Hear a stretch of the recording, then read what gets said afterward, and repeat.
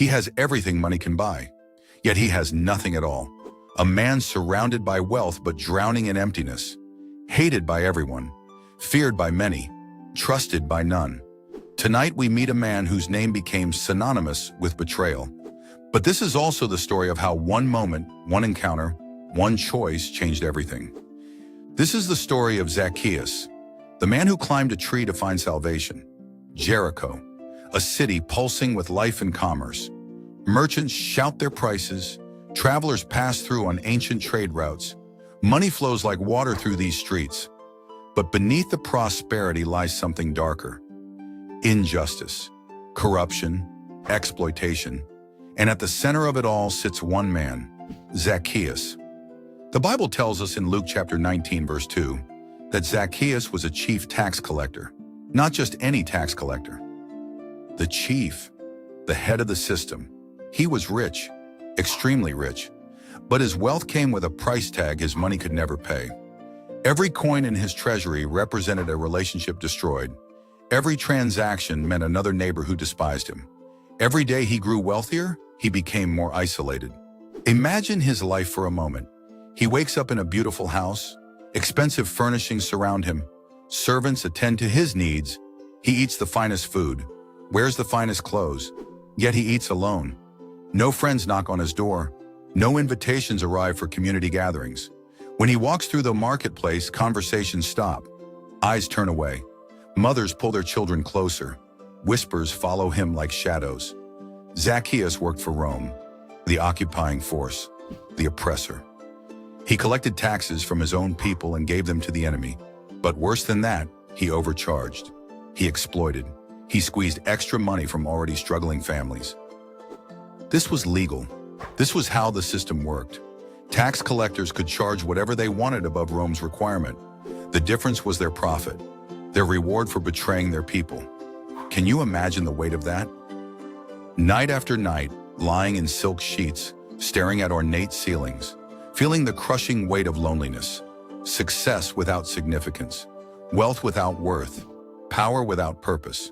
He had climbed the ladder of worldly achievement only to discover it was leaning against the wrong wall. But something was stirring in Jericho. News was spreading. Jesus of Nazareth was coming through the city. The teacher, the healer, the one they called the friend of sinners. Stories preceded him. A woman caught in adultery shown mercy. A Samaritan woman at a well, given living water. Tax collectors and prostitutes welcomed at his table. Could it be true? Could there really be someone who saw past the exterior? Someone who looked at hearts instead of reputations? Zacchaeus hears the news. Something inside him stirs. Hope. Dangerous, fragile hope. For the first time in years, maybe decades, he feels something other than emptiness. He has to see this man. He has to know if the stories are true.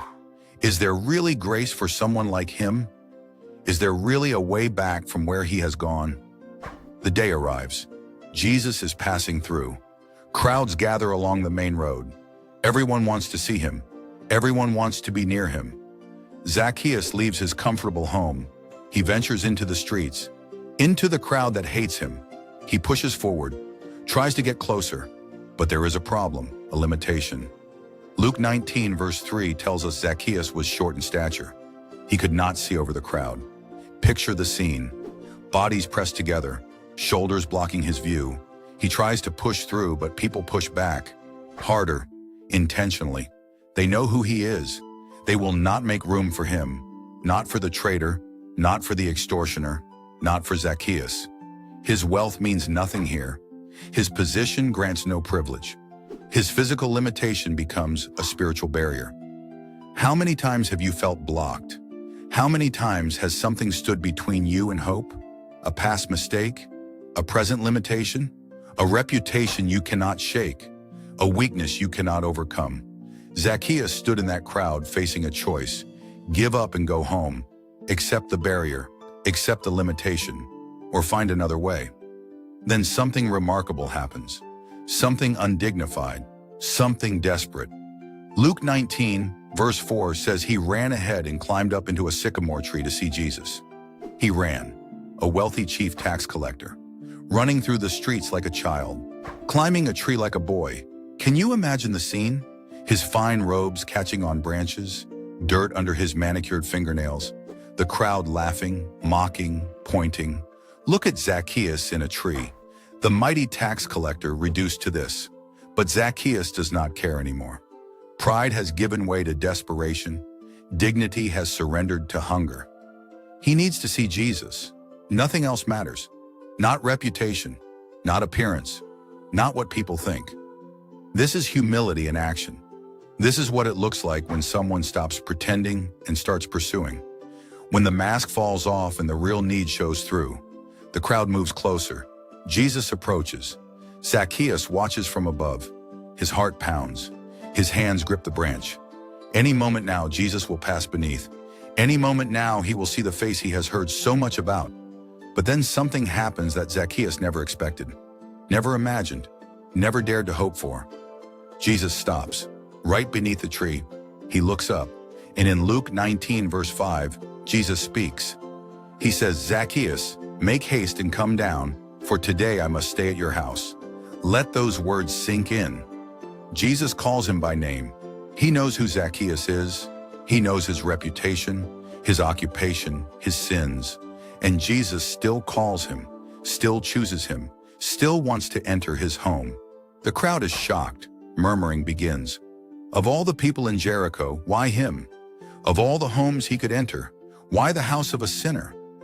Why give attention to the one who least deserves it? But that is exactly the point.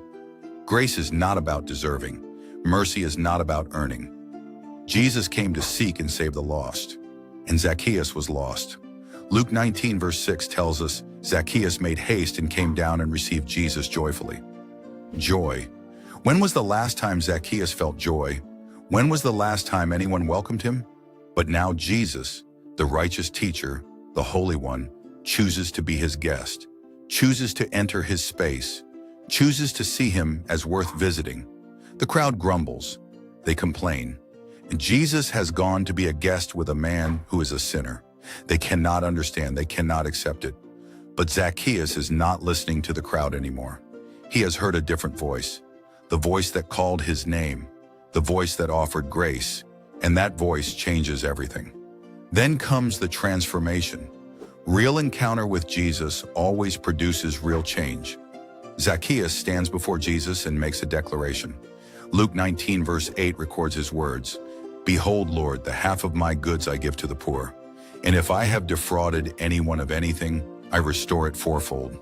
This is not a negotiation, not a bargain, not an attempt to earn favor.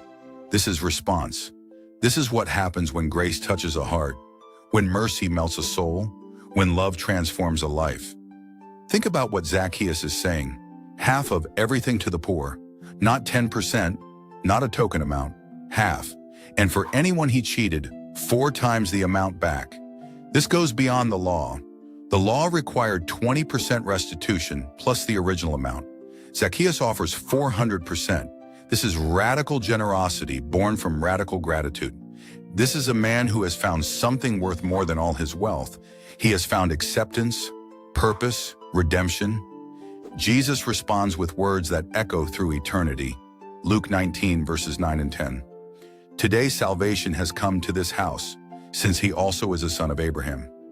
For the Son of Man came to seek and to save the lost. Salvation. Not someday, not eventually. Today, right now, in this moment. Zacchaeus is no longer defined by his past, no longer identified by his sin. He is a son of Abraham. He belongs, he is saved. This is the heart of the gospel. Jesus came for people exactly like Zacchaeus, for the broken, the rejected, the ones who made terrible choices, the ones who hurt others, the ones who climbed the wrong ladders and built the wrong kingdoms. He came to seek and save the lost, not the perfect, not the put together, the lost. Zacchaeus teaches us something powerful. No limitation can stop you from encountering Jesus. Not your height, not your past, not your reputation, not what people say about you, not what you have done. The only thing that can stop you is your unwillingness to pursue him. Your unwillingness to look foolish, your unwillingness to be desperate. Zacchaeus climbed a tree. What will you do? How far will you go? What will you risk? Transformation begins with pursuit. It continues with encounter. It proves itself through change. Zacchaeus did not just have an emotional experience. He did not just feel good for a moment. His life changed. His actions changed. His priorities changed. His generosity replaced his greed. His restoration replaced his exploitation. Today, right now, Jesus is still calling names. He is still stopping beneath trees where desperate people wait. He is still choosing to enter the homes of sinners. The question is not whether he will accept you. He already has. The question is whether you will climb the tree, whether you will push past the crowd, whether you will risk looking foolish to find what your soul truly needs. Your past does not disqualify you. Your mistakes do not eliminate you. Your limitations do not stop him. Grace is bigger. Mercy is stronger. Love is wider and deeper than anything you have done or failed to do. Zacchaeus discovered that, and so can you. The same Jesus who looked up into that tree is looking at you right now. He knows your name. He knows your story. And he is saying, come down. Today, I must stay with you. Will you receive him joyfully? Will you let encounter become transformation?